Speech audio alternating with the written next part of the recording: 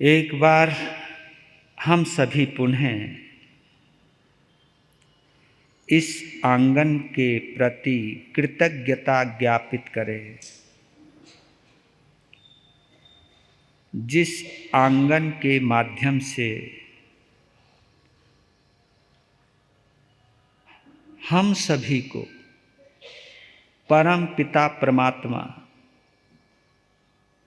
प्रभु महावीर की अंतर यात्रा करने का सौभाग्य प्राप्त हो रहा है। इस आंगन की बलिहारी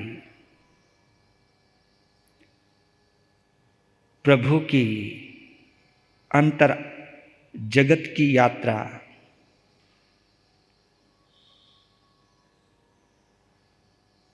इस युग के प्रथम आचार्य और भगवान महावीर के 5वें गणधर श्री सुधर्मा स्वामी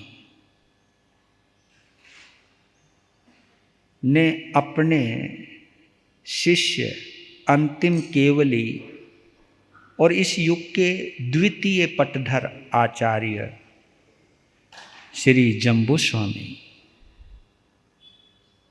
जम्बू स्वामी की जिज्ञासा, उनकी प्यास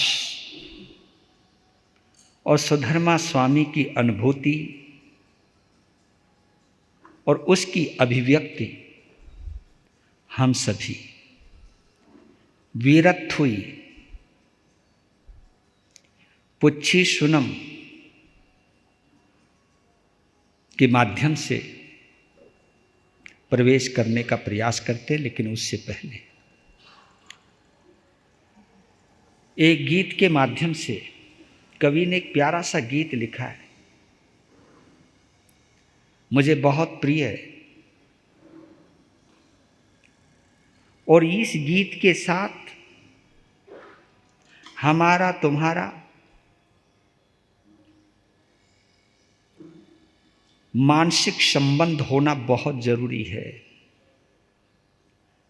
हमारी जिन शासन की साधना के शुद्धिकरण के लिए हम कुछ भी करते हैं, नौकारसी से लेकर के बड़ी बड़ी तपस्या करते हैं, उन सब का शुद्धिकरण इन भावों में समाहित है। गौर कीजिएगा।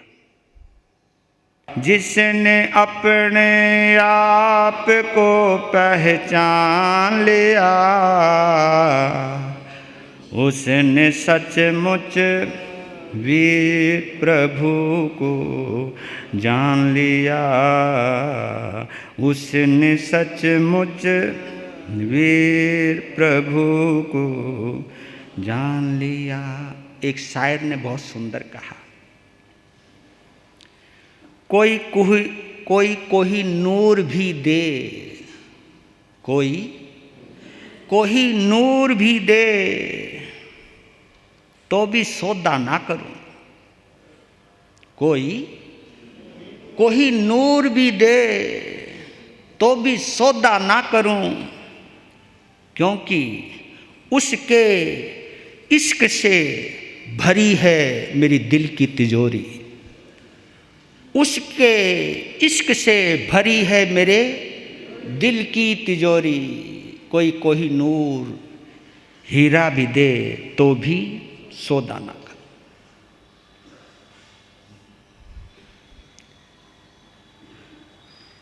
कोई देवी देवता हमें ये कहे कि मैं तुझे ये दे दूंगा, ये दे दूंगा, ये दे दूंगा, उसको छोड़ मुझे मान। जो स्वार्थी होगा, याद कर लेना, जो स्वार्थी होगा उसका कोई एक देवता नहीं होगा। जहां जहां से उसकी स्वार्थ की पूर्ति का कोई ना कोई आश्वासन मिल जाएगा, वो वहां जाता रहेगा, बदलता रहेगा, ठिया बदलते रहेगा। लोग तो पद पाने के चक्कर में अपने अपने गुरुओं को भी छोड़ देते हैं कि कोई हमें प्रधान बना दे, कोई हमें अध्यक्ष बना दे, कोई हमें महामंत्री बना दे, उस गुरु परंपरा को छोड़ देते हैं। ऐसे पता नहीं कितने लोगों ने भगवान महावीर को छोड़ दिया। कभी हम 40 करोड़ हुआ करते थे, कभी हम 40 करोड़ हुआ करते थे, और अब खुद विचार कर लीजिए कहां से कहां आए हैं हम। सब बदले हैं, कोई भय की वजह से, कोई प्रलोभन की वजह से। और यहां एक लाइन कही थी बहुत अच्छी, भय प्रलोभन मुक्त जीवित धर्म की। जब हमें कोई भय नहीं होता, कोई प्रलोभन नहीं होता, तभी तक वो जीवित धर्म है। जब हम भय से भयभीत हो जाएं और प्रलोभन में आकर के अपने ईमान को भूल जाएं, धर्म तो वहीं खत्म हो जाता है। तो आपको सुधर्मा स्वामी की वाणी के माध्यम से जिन शासन के अंदर अरिहंत परमात्मा का क्या स्वरूप है, तीर्थंकर भगवंत की आत्म स्थिति क्या है,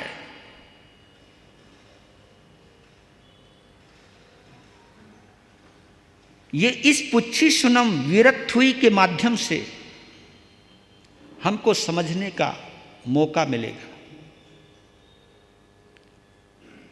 बस अंदर की मान्यताओं को एक तरफ रख करके सुनना होगा, और मुझे भी सुनाना होगा, क्योंकि मान्यता से चाहे मैं बंधूं चाहे तुम बंधो, मैं बंधा हूंगा तो सच बोल नहीं पाऊंगा, और तुम बंधोगे तो सच सुन नहीं पाओगे। मानस बिगड़ जाएगा, क्योंकि मान्यता मन से जुड़ी है, मान्यता मन से जुड़ी है। मन मोहनीय कर्म से जुड़ा है, और मोहनीय कर्म संसार से जुड़ा है। 4 गति 84 लाख जीवा योनियों से जुड़ा है। आप मन के जब तक गुलाम हो तब तक मोहनीय कर्म का प्रभाव है, मोहनीय कर्म की गिरफ्त में हो आप। इसकी गिरफ्त को अगर तुम शिथिल करना चाहते हो, कमजोर करना चाहते हो, इसकी पकड़ को, इसकी जकड़ को अगर कमजोर करना चाहते हो, तो भगवान ने एक ही मंत्र दिया, मैत्री भाव के आंगन में आओ। क्योंकि मैत्री भाव ही एक ऐसा है जहां मोहनीय कर्म की दाल नहीं गलती, निष्प्रभावी होना शुरू हो जाता है मोहनीय कर्म। इसलिए जिन शासन से जुड़े हुए मेरे श्रावक और श्राविकाओं, साधु और साध्वी, इंक्लूड मी, अपने आप को मैं भी जोड़ रहा हूं, ये मोहनीय कर्म कमजोर करने के लिए कुछ पापड़ बेलने की जरूरत नहीं है। बस तुम्हें उदार होना है, तुम्हें मैत्री भाव में आना है।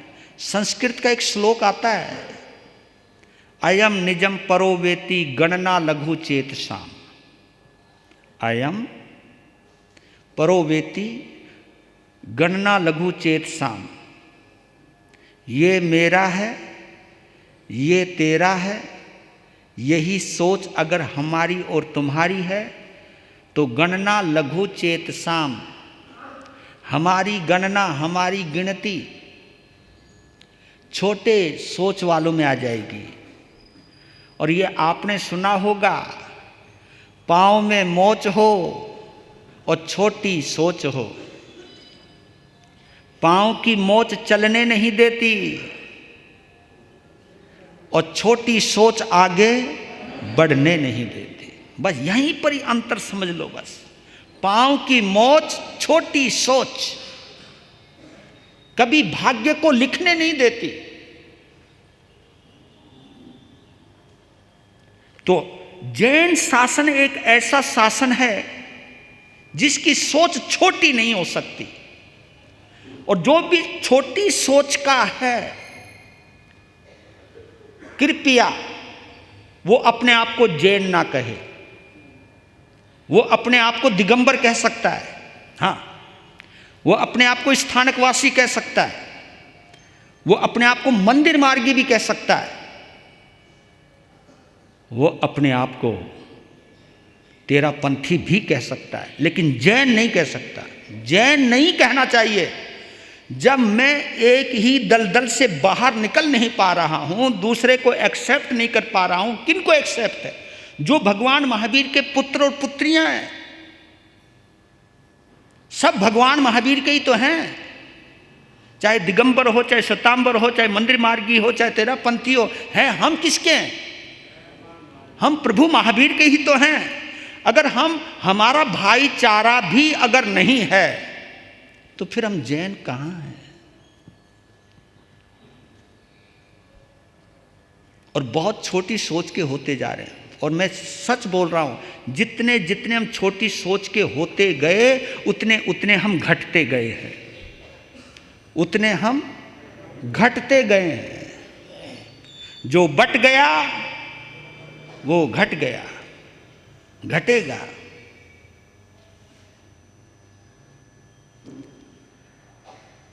और ये विरक्त हुई हमें घटने नहीं देती, हमें बढ़ाती है, भावों को प्रकृष्ट बनाती है, उत्कृष्ट बनाती है, उदात बनाती है। अयम निजो परं वेति गणना लघु चेतसाम। ये मंत्र जिसने पहचान लिया, और छोटी लाइन नीचे, उदार चरिता नाम वसुधैव कुटुंबकम। उदार चरिता नाम, जिनका उदार चरित्र है, जिनकी सोच विस्तृत है, उनके लिए पूरी धरती उनका परिवार है। वसुधैव, वसुधा जमा इव वसुधैव, पूरी धरती ही उनका कुटुंब, कुटुंब यानी परिवार है।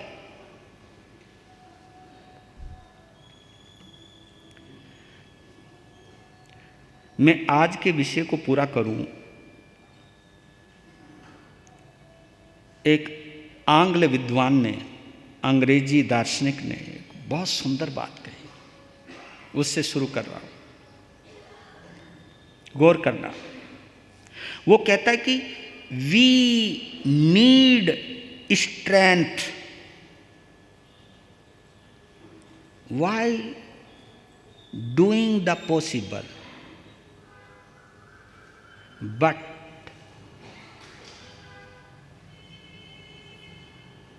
we need faith while doing the impossible.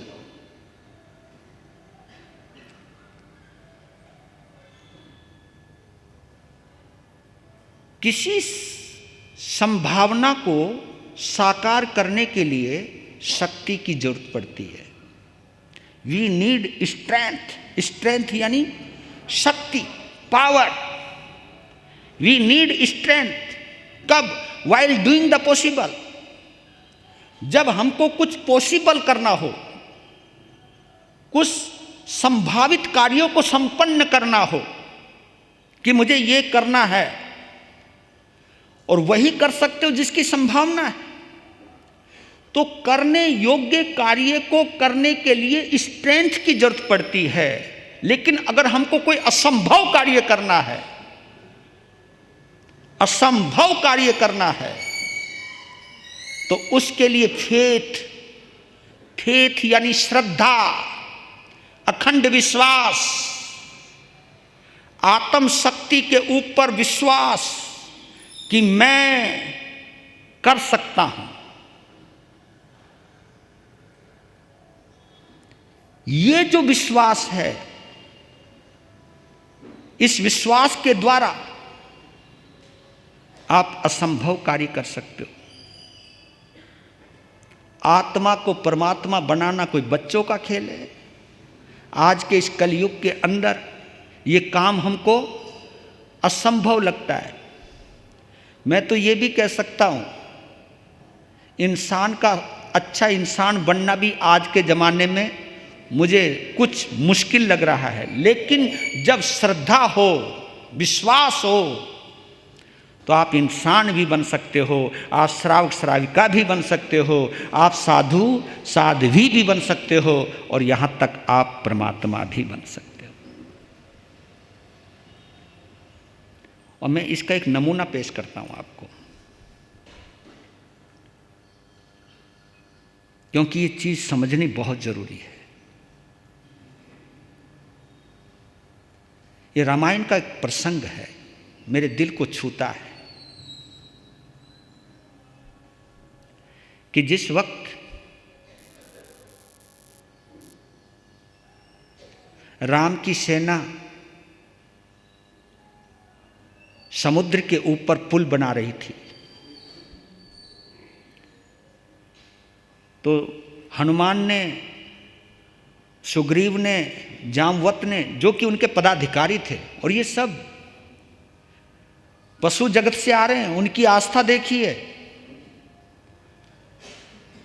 उन्होंने कहा कि प्रभु नाम का नाम लिखो, प्रभु राम का नाम लिखो, और कुछ नहीं करना, नाम लिखो और पत्थरों पर नाम लिखने लगे। लिखते गए, फेंकते गए, लिखते गए, फेंकते गए, और वो पत्थर पानी पर, ये असंभव ही तो है, पत्थर पानी पर तैरने लगे। और राम इस दृश्य को देख रहे, और वो कह रहे तेरे की हैं, पत्थर पानी पर तैर रहा है भाई। और पता नहीं उनमें मन में क्या आई, उन्होंने ऐसा करता हूं यार, एक पत्थर मैं भी छोड़ के देखता हूं, पर लेकिन सबके सामने नहीं। अगर बाई चांस तो पंगा खड़ा हो जाएगा, सारी इज्जत खराब। तो अपनी जिज्ञासा को शांत करने के लिए प्रभु राम प्रातःकाल दिन निकलने से पहले थोड़ा सा प्रकाश था, ज़्यादा नहीं, और उनकी पूरी सेना आराम कर रही थी, पहुंच गए। लेकिन फिर भी आशंकित, कोई देख तो नहीं रहा। इधर देखा, उधर देखा, आगे देखा, पीछे देखा, कि कोई नहीं है, मामला सुरक्षित है। एक पत्थर उठाया और पानी में डाला, और पानी में डालते ही पत्थर डूब गया। तेरे की, अच्छा हुआ किसी ने नहीं देखा। इतने में ताली बज गई, देख लिया, देख लिया। और किसने? हनुमान जी आ गए जी, देख लिया, अब सबको बताऊंगा। राम जी उठे, तू तो मेरा है? तू क्यों मेरी इज्जत को पलीता लगा रहा है?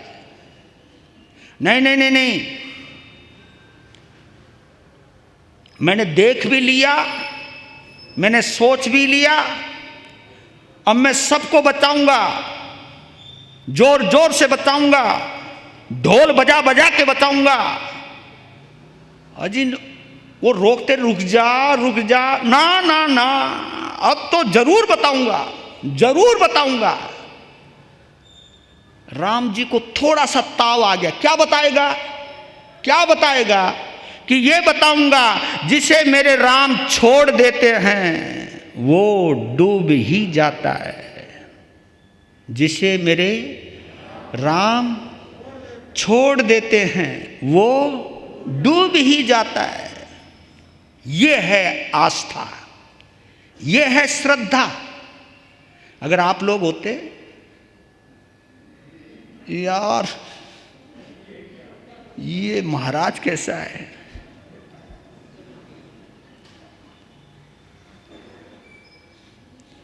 आपकी श्रद्धा को डिगने में समय, पहली बात तो श्रद्धा है ही नहीं, मैं तो यही कहूँगा। ये जो हनुमान में है वो श्रद्धा है, और जो आप में है वो विश्वास है। और बताओ, श्रद्धा और विश्वास दोनों एक जैसे शब्द लगते हैं, लेकिन दोनों की जन्म स्थली अलग अलग है। ये दोनों शब्द अलग अलग जगह पैदा होते हैं। विश्वास मन से पैदा होता है, और मन को चंचल कहा है। मन को चंचल कहा है, मन चंचल है। जो विश्वास चंचल मन से पैदा हुआ है, जैसे तुम्हारा मन बदलती देर कोई लगती है, कभी भी बदल जाता है। अभी सब कुछ बढ़िया चल रहा है, लोग जय जयकार कर रहे हैं, थोड़ा सा भी उल्टा हो जाए है, मतलब तुम्हारी श्रद्धा कभी न, श्रद्धा क्यों बोल रहा हूं पता नहीं मैं, तुम्हारा विश्वास कभी भी टूट सकता है, तुम्हारा विश्वास कभी भी गिर सकता है। और मैं इस चीज को इस बात से भी साबित कर सकता हूं। एक शब्द का उपयोग हुआ है, विश्वासघात। श्रद्धाघात का कोई शब्द नहीं हुआ, श्रद्धाघात का कोई शब्द प्रचलित नहीं है। किसका घात? विश्वासघात। विश्वास मन से पैदा होता है, और जो चीज मन से पैदा होती है उसका कोई भरोसा नहीं, क्योंकि ये मन चंचल है। चंचल मन में पैदा होने वाला विश्वास कभी भी टूट सकता है। और श्रद्धा का जन्म किससे होता है? आत्मा से। हाँ, आत्मा, आत्मा शाश्वत है, तो श्रद्धा भी शाश्वत है। आप सम्यक दर्शन और मिथ्यात्व की बात करते हो, जिस तुम मिथ्यात्व की बात करते हो, जिस सम्यक्त की बात करते हो, मुझे लगता है तुम्हारा सम्यक्त भी मन से ही पैदा हुआ है, तभी तो तुम्हारा संकित बदलती रहती है। सम्यक्त आत्मा की निधि है, आत्मा का स्वभाव है। निधि क्यों कहूं? निधि कहूंगा तो खजाना अलग, तिजोरी अलग और माल अलग। यहां तो स्वभाव है आत्मा का, सम्यक दर्शन, सम्यक ज्ञान, सम्यक चरित्र, सम्यक तप, ये आत्मा का स्वभाव है। जब आप और हम मैत्री भाव के जरिए मोहनीय कर्म की जकड़ से दूर होते हैं, तब हम सम्यक में प्रवेश करते हैं। बड़े से बड़े तूफान भी हमें विचलित नहीं कर सकते। जो मैं बोल रहा था कि कोई कोहिनूर दे भी तो भी मैं सौदा, हाँ, मैं किसी प्रलोभन में नहीं आ सकता। तो हम लोग, क्योंकि जो आदमी भयभीत है, आप भी डरते हो, हम भी डरते हैं। जहां भय है ना, प्रलोभन है, लालच है, ये बात साबित कर रहा है कि अभी हम श्रद्धालु नहीं है।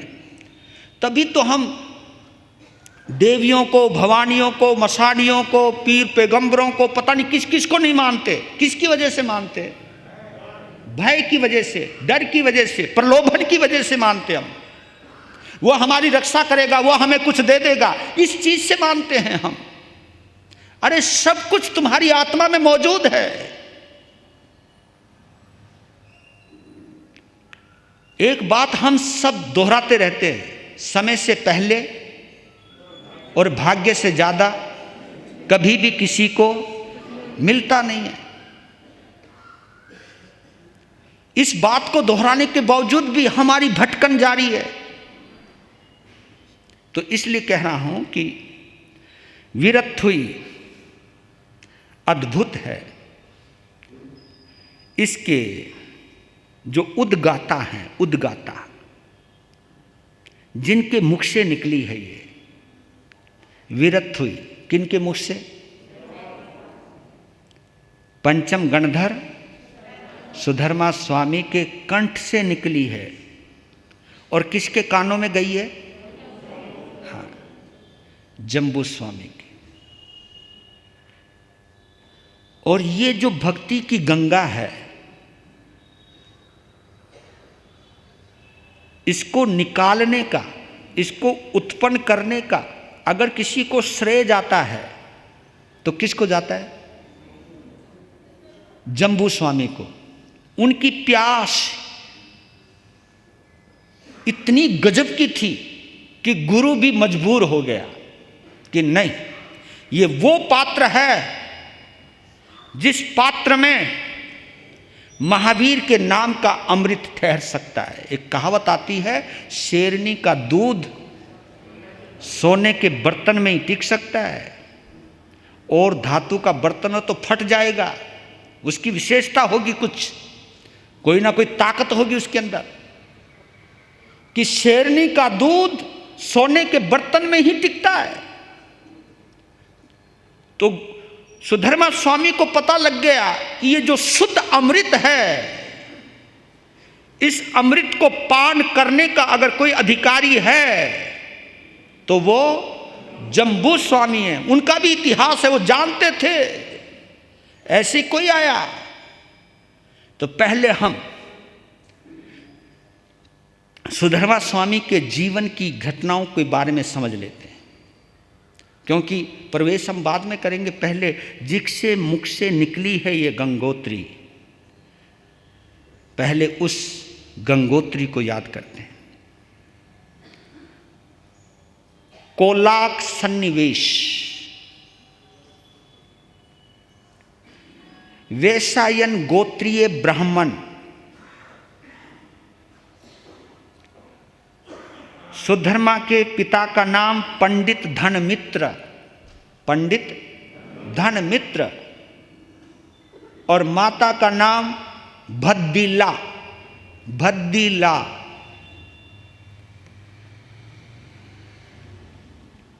जिसकी कुक्षी से एक महातेजस्वी पुत्र ने जन्म लिया। सुधर्मा स्वामी बेहद खूबसूरत हैं। इनकी खूबसूरती बड़ी गजब की रही है, चाहे गौतम स्वामी की रही हो, चाहे सुधर्मा स्वामी की रही हो, बेहद खूबसूरत है। विरासत में ही सरस्वती माँ का मंदिर मिला। मतलब पंडित लोग हैं, ब्राह्मण लोग हैं, विद्वान लोग हैं, वेद पाठी हैं। और धनमित्र ने और भद्दिला ने सुधर्मा स्वामी के अध्ययन की समस्त व्यवस्थाएं की। उन व्यवस्थाओं के आधार पर सुधर्मा उच्च कोटि के विद्वान बने, उच्च कोटि के विद्वान। उनके पिता का गुरुकुल था, तो गुरुकुल की बागडोर सुधर्मा के पास आ गई। उस वक्त उनके गुरुकुल में 500 ब्राह्मण पुत्र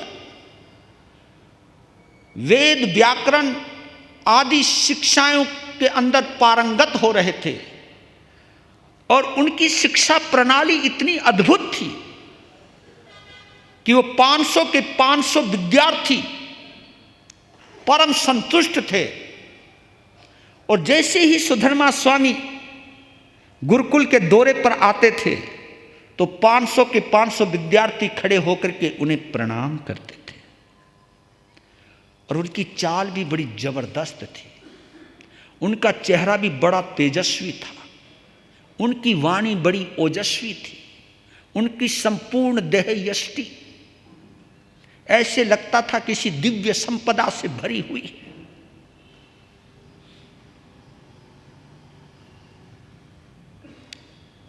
संयोग देखिए,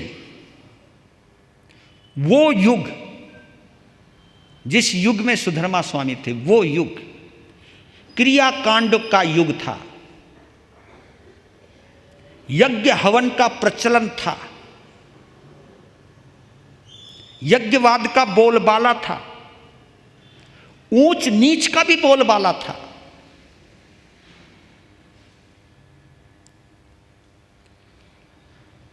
नारियों को, महिलाओं को कोई अच्छी दृष्टि से देखा नहीं जाता था। आपको एक गहरी बात बतला देता हूं, ये दर्द था प्रभु महावीर के अंदर भी। जब यज्ञों में पशुओं को कटते हुए देखते थे और जिस नारी के कानों में अगर वेद मंत्र चले जाते थे तो उनके कानों में शीशा डाल दिया जाता था। शूद्रों के साथ भी अमानवीयता होती थी।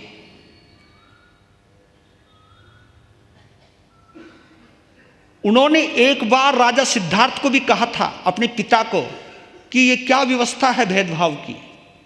कहा कि मैं चाहते हुए भी इस व्यवस्था को बदल नहीं सकता, क्योंकि मैं मान्यता को कैसे बदलूं। तो यही चीज यहां है। तो एक बात हो सकता है आपको अच्छी लगे ना लगे, जो काम प्रभु महावीर करना चाहते थे, जो काम महात्मा बुद्ध करना चाहते थे, नानक कबीर करना चाहते थे, उस काम को भीमराव अंबेडकर ने करके दिखाया। उसका नाम कभी कभी कईयों के मन कानों को खटकता होगा, लेकिन नारियों को जो स्वतंत्रता दी, पढ़ने का अधिकार दिया, ये सब उसी महापुरुष की वजह से। उन्होंने अध्ययन किया था। और आपको एक रहस्य और बतला देता हूं, भीमराव अंबेडकर बौद्ध बनने से पहले जैन बनना चाहते थे। ये आपको शायद कोई रहस्य नहीं पता होगा। 8 दिनों तक जैनाचार्यों के चरणों में पड़े रहे। वो जैन बनना चाहते थे क्योंकि वो महावीर के सिद्धांत से इतने प्रभावित थे, क्योंकि ये सिद्धांत आत्मवाद के ऊपर है। आत्मवाद यानी जहां प्राणी महत्वपूर्ण है, मनुष्य महत्वपूर्ण है। लेकिन वो कहा तो मैं जैन बनना चाहता हूं। आचार्यों ने मीटिंग भी ली। एक बात कही कि हम तुम्हें एक्सेप्ट कर लेंगे, लेकिन तुम्हारे साथ खान पान, रोटी और बेटी का कोई व्यवहार नहीं। तब वो कहा उन्होंने कि भगवान का सिद्धांत तो ये है नहीं जो आप बोल रहे हो। ये जो बोल रही है महावीर का सिद्धांत नहीं है। वहां तो अप्पा सो परमप्पा, यहां हर व्यक्ति मूल्यवान है। जैन शासन में जानते हो परमात्मा कौन है? इंसान ही परमात्मा है। यहां इंसान को भगवान की उपमा दी है कि इंसान ही भगवान बन सकता है, नर ही नारायण बन सकता है। ये जो चीज दी है इस जिन शासन ने दी है। तो यज्ञ का बोलबाला था। संयोग देखिए, अपापा नगरी, अपापा नगरी, और वहां का एक प्रसिद्ध ब्राह्मण सौमिल ब्राह्मण, उस सौमिल ब्राह्मण ने एक महायज्ञ का आयोजन किया, महायज्ञ। और उस महायज्ञ में इंद्रभूति गौतम, अग्निभूति, वायुभूति और ये जितने 11 विद्वान थे उस वक्त के उच्च कोटि के, वेद पाठी थे, महाविद्वान थे, यज्ञकर्ता थे, उन सभी को ही आमंत्रित किया। क्योंकि इनकी जो फॉलोवर्स थे, इनके जो अनुयायी थे बहुत मात्रा में थे, और इसलिए उनको बुलाया जाता था। ये भी आप लोग जानते हो, जो प्रसिद्ध गायककार है उसको आप लोग इसलिए बुलाते हो ताकि पब्लिक जमे। और देखो हम कितना भी अच्छा सुना लें फिर भी तुम्हारे घर घर जाना पड़ता, आओ ना। और कई वक्ता लाखों रुपए ले जाते हैं, कहीं जाते भी नहीं, अपने गद्दी पर बैठे रहते हैं लोग। हाँ, वाह जी वाह। अब मैं क्या बोलूं, मैं अपना रोना नहीं रो रहा। कभी तुम सोचो महाराज तो अपना रोना रोने लग गए। मैं बतला रहा हूं, कोई चीज जब हमें फ्री में मिल जाती है तो उसकी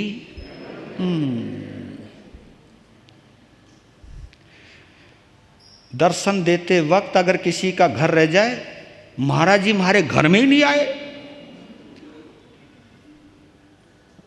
और कभी कभी तो अगर घर में नहीं जाऊं तो लोग भी नहीं आते, उन्होंने कहा पहले महाराज आएगो फिर आएंगे, तो भी वक्त लगा तो चलो छोड़ो। उच्च कोटि के महासेन, और उधर भगवान महावीर का प्रथम समोत्सरण लगा महासेन उद्यान में, दोनों विपरीत दिशाओं में। एक बहुत बड़ा मैदान है जिसमें सौमिल ब्राह्मण ने यज्ञ का कार्यक्रम किया हुआ है और जनता दीवानी है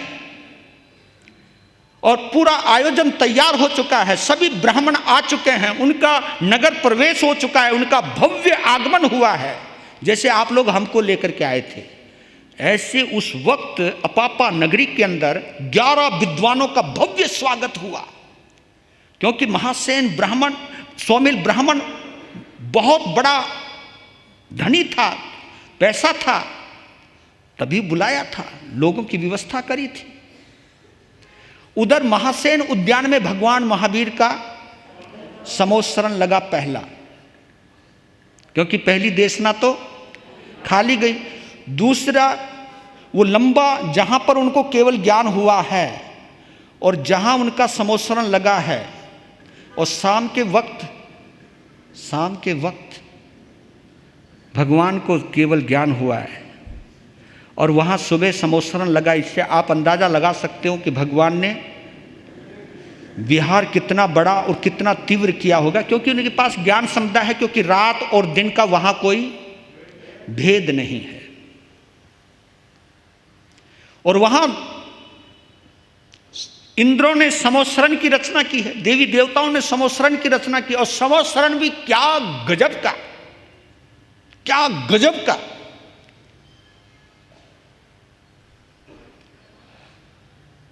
इधर यज्ञ शुरू हुआ, उधर महावीर का प्रवचन शुरू होने वाला है। तो कहते हैं कि अपापा नगरी की जनता ने पहली बार देवी देवताओं को ऊपर से नीचे उतरते विमानों से आते हुए देखा। जब देवी देवता विमानों से आ रहे थे, वो 11 के 11 ब्राह्मण, हुर्रा, भाई ये लगता है आज तो हमारा यज्ञ सफल हो गया। वेद मंत्रों की इतनी ताकत है कि देवी देवता देवलोक को छोड़कर इस भूलोक के ऊपर आ रहे हैं। वाह वाह वाह। ये थोड़ी देर ही रही वाह वाह, क्योंकि उस यज्ञ मंडप से फुर फुर इस बे आना तो यहां था, आना तो यहां था, जागा रही है। इसलिए कहता हूं कि इतराना जल्दी नहीं चाहिए। ये चेहरे पर जितनी लाली थी ना,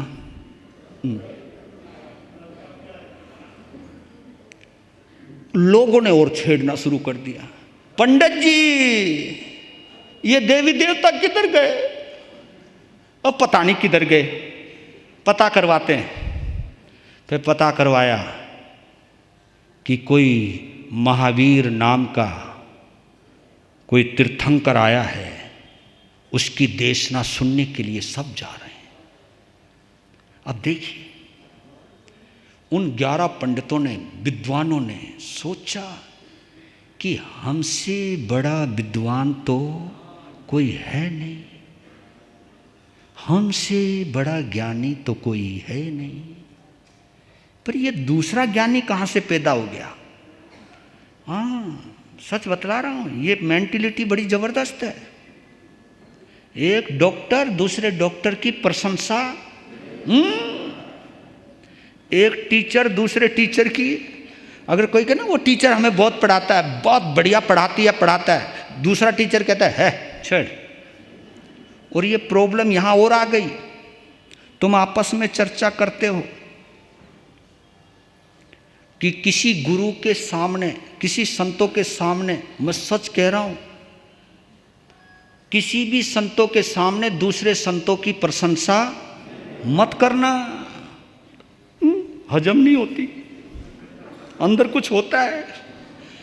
मतलब देखो, हम संत भी संत की प्रशंसा नहीं सुन सकते। हाँ, साधु साध्वी एक दूसरे की प्रशंसा नहीं सुन सकते। इसलिए तो कभी कभी संतों के स्वभाव की वजह से लोग झूठ बोलने लग गए। और संतों के पास जब तुम दर्शन करने जाते हो, संत एक सवाल करता है, कहाँ से आ रहे हो? अब उसने बोल दिया, मैं फला संत के दर्शन करके आ रहा हूं, आशीर्वाद। मंगल पाठ नहीं सुनाते यार। इतना राग द्वेष भरा है और हम मुक्ति की तरफ देख रहे हैं। अबे बोलिया, तुझे स्वर्ग भी मिलने वाला नहीं है, मुक्ति तो बहुत दूर की बात है। मनुष्य जन्म भी मिलने वाला नहीं है, मुक्ति तो बहुत दूर की बात है।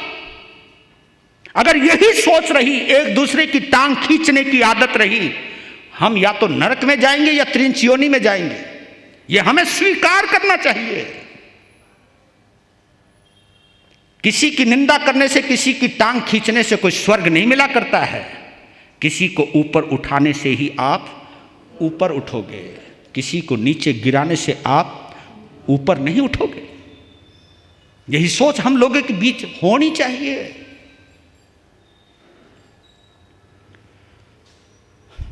बहुत इंद्रभूति गौतम को सबसे पहले पैदा हुआ कि उसको मैं हराऊंगा। जितने लोग और ये देवी देवता जितने गए हैं, जब इनके आगे भगवान महावीर जिसको कहते कि वो जब वो हारेगा तब ये सब मानेंगे मेरी विद्वता का क्या जलवा है। पर लेकिन मैं बताऊं, इसके लिए मैंने एक लाइन चुनी है। ग्रंथों के विद्वान निर्ग्रंथ को हराने चले। क्या समझे? गौर करना। ग्रंथों के विद्वान, क्योंकि वो ग्रंथों के पाठी हैं। ग्रंथों के विद्वान किसको? निर्ग्रंथ को हराने चले। जो निर्ग्रंथ हो गया, निर्ग्रंथ जिसमें कोई गांठ नहीं है, गांठ नहीं है। क्योंकि इन ग्रंथों को पढ़ पढ़ के ये अंदर ही नहीं जाते, अंदर ग्रंथियां बन जाती हैं। ये ग्रंथ हमारे अंदर ग्रंथियों का निर्माण करते हैं। इसलिए कहता हूं कि आगमों को पढ़ो, मना नहीं, लेकिन ये आगम आपको आत्म दर्शन के साक्षी बने, ना कि आपके लिए प्रदर्शन का कारण बने। गए पहले तो शिष्यों को भेजा था गौतम स्वामी ने, इंद्रभूति ने। जो गया वो आया ही नहीं। भाई ये क्या पंगा, जो जावे वो आवे ही नहीं, जो गया वो आया ही नहीं। तो एक एक करके जाने लगे। जब वहां 4 जने फिक्स हो गए, सुधर्मा स्वामी देखा कि कोई आवेगा, तब सुधर्मा स्वामी ने सोचा कि लगता है सब हार मान गए, इस महावीर को हराने की कुव्वत केवल मेरे। जब ये सोचा नहीं कि पहला हार गया, दूसरा हार गया, तीसरा हार गया, चौथा हार गया, तू कौन सी। पर लेकिन ये अहंकार होता है ना, ये अपने आप को सबसे ज्यादा सुपीरियर समझता। पहुंच गए, लेकिन जब वहां का नजारा देखा, हो, और जैसे प्रभु महावीर का चेहरा देखा, समोसरण की भव्यता देखी, ओह, अंदर कुछ हो गया। ऊपर से भगवान ने कहा, हे सुधर्मा स्वामी आओ, आप वहीं आ गए जहां आपको आना चाहिए था। उनके अंदर एक संशय था जो उन्होंने कभी अपने शिष्यों को भी नहीं बताया था। अपने संशय जानते होंगे आप, पढ़े लिखों में भी अंदर एक डाउट रहता है, लेकिन वो किसी को नहीं बताते थे। तो अंदर का संशय उनका था कि प्राणी इस भव में जैसा होता है, क्या वैसा ही वो परभव में भी होता है, या उसका स्वरूप परिवर्तित हो जाता है। ये संदेह था, लेकिन इस संदेह को ढूंढने के लिए पता नहीं उन्होंने कितने वेदों को छान मारा, लेकिन इस सवाल का जवाब नहीं मिला।